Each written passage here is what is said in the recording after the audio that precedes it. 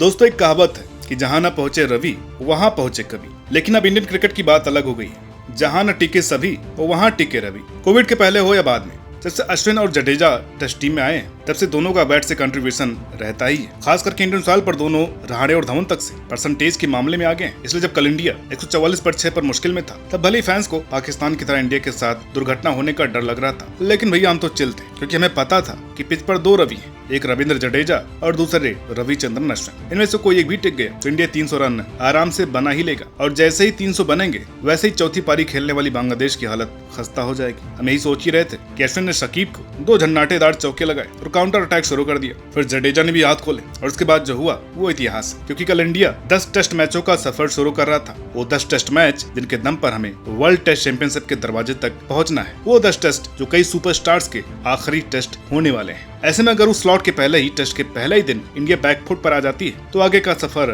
खटास में जा सकता है। इसलिए अश्विन और जडेजा ने जो किया वो हिस्टोरिकल है। यही वजह कि नॉर्मल टेस्ट का रिव्यू करने वाला क्रिकेट माइंड का माइंड भी ब्लो हो गया है। और आज हमने सोचा क्यों ना बांग्लादेश के सामने चल रहे पहले टेस्ट के पहले दिन को सेंटर में रख करके जडेजा और अश्विन के कंट्रीब्यूशन पर बात करते चले। तो दोस्तों, कल जब इंडियन टीम ने टॉस हार करके बैटिंग करने का डिसीजन एक्सेप्ट करते हुए टीम का ऐलान किया, तो सबसे पहले दिमाग में यही आया कि मिडिल ऑर्डर में पंत और राहुल दोनों के साथ आने का डिसीजन क्यों सरफराज अय्यर या जुरैल को भरपूर मौके नहीं दिए जा रहे हैं, जबकि पता भी है कि ऑस्ट्रेलिया वाले लंबे टूर पर नए खिलाड़ियों की जरूरत पड़ सकती है। साथ ही टीम सिलेक्शन पर एक सवाल ये भी आया कि चेन्नई जैसी पिच पर हम 3 स्पिनर्स के साथ क्यों नहीं आए, क्यों आकाशदीप के साथ रिस्क ले रहे हैं, जबकि बुमराह और सिराज के होते हुए आकाश के पास कुछ ऐसा अलग नहीं है जो कि उन्हें टीम में जगह का हकदार बनाए। ये सब कश्मकश चल ही रही थी। एक के बाद एक रोहित, गिल और कोहली तीनों हसन महमूद के शिकार हो गए। तीनों ने जिस स्टाइल में हसन की पेस को जज किए बिना बैट आगे की तरफ फेंका, उसमें मैच प्रैक्टिस की कमी साफ झलक रही थी। अगर सिर्फ जहन के दम पर ही अच्छी परफॉर्मेंस होती तो आज के कमेंटेटर लीजेंड्स लीग के बादशाह होते,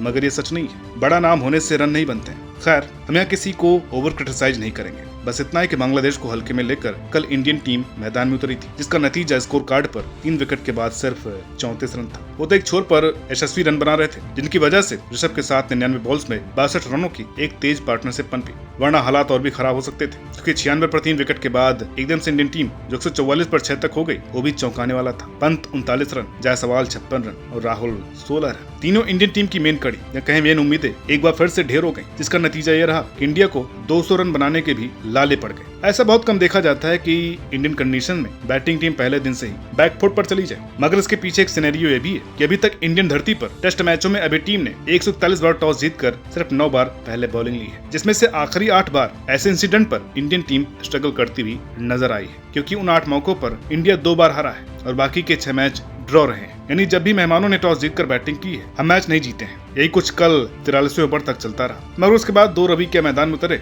बांग्लादेश की हालत ट्रक के सामने बेसुध हो जाने वाले हिरन जैसे हो गई। अश्विन ने जैसे चाहे वैसे खिलवाड़ किया और जडेजा ने जख्म पर नमक लगाने वाला खेल दिखाया। टी के बाद तो दोनों तरफ से रन बहने लगे और तब तक बहते रहे जब तक अश्विन ने 100 का आंकड़ा पार नहीं कर लिया। उस 100 का वो आंकड़ा जो कि अश्विन ने टेस्ट क्रिकेट में 6ठी बार, इंडिया की धरती पर 4थी बार और चेन्नई के मैदान में दूसरी बार हासिल किया था। जबकि वेस्टइंडीज और इंग्लैंड के बाद बांग्लादेश तीसरी ऐसी टीम बनी जिसने अश्विन को 3 अंकों तक पहुंचते हुए देखा। जबकि ओवरऑल अश्विन टेस्ट हिस्ट्री में नंबर 8 पर बैटिंग करते हुए 4 शतकों के साथ सबसे ज्यादा शतक लगाने वाले प्लेयर्स की लिस्ट में अब दूसरे नंबर पर है। उनसे आगे अब सिर्फ डेनियल विटोरी 5 सेंचुरी के साथ रह गए हैं। साफ कहें तो कल अश्विन ने रिकॉर्ड्स की झड़ी लगा दी, ऐसे रिकॉर्ड्स जो चीख करके बोल रहे हैं कि अश्विन बतौर ऑलराउंडर टेस्ट टीम में बेस्ट है। स्टोक्स, शाकिब, जडेजा को हर बार ऑलराउंडर की गिनती में आगे रखा जाता है, लेकिन बातों की लाइन में पीछे खड़े अश्विन कल रिकॉर्ड्स की लाइन में काफी आगे थे। हर प्लेयर का सपना होता है खुद को ऑलराउंडर के तौर पर साबित करने का। हालांकि अश्विन इस टैग को अपने डेब्यू सीरीज से साबित करते आ रहे हैं, लेकिन टीम में एशिया के बाहर जगह न मिलने से अश्विन का पलड़ा